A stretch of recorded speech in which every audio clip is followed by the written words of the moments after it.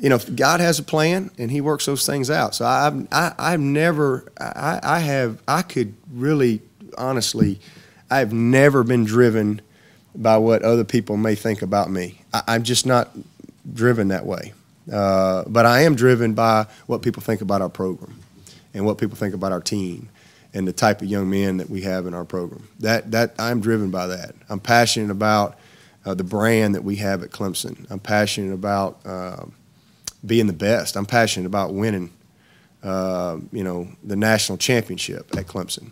And you know, we've been working toward that, and hopefully one of these days that'll happen. And if we stay the path, it will. What's your best explanation then for why Clemson is having to answer for stuff that happened years ago, where other teams are doing it much more recently and they're not? What's your? I think it's an agenda. It's just bias. It's just people uneducated, ignorant. You know, they've got their own. You know, they don't do their homework, because if they did, they would know that since the last time we lost to an unranked team, and I can thank Tim Beret for this. You know, 2011, there have been 50 different ranked teams, programs, not ranked teams, 50 different schools that were ranked who lost to an unranked team 112 times since 2011, which was the last time that we lost to anybody unranked.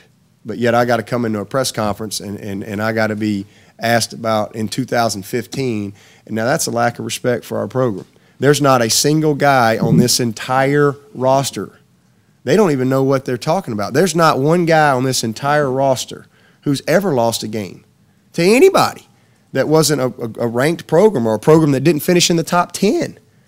You know, our guys show up and they compete their butts off, and you know, and then it's like, again, it's like people are out there they want us to lose, so they can, you know, say, well, we're way beyond that, and for people to not recognize that, then you know, again, they just have their own agenda, and they're just ignorant and lazy, because they're not looking at the facts. Because if they did, they'd be focused on other schools and not Clemson. They'd be dialed in on what Clemson has done. I mean, there's not 3 other schools in the country as consistent as Clemson, and in all aspects. I mean, 5 of 6 top 10 academically since I've been the head coach. Top 10. All right, 91% of my seniors have degrees.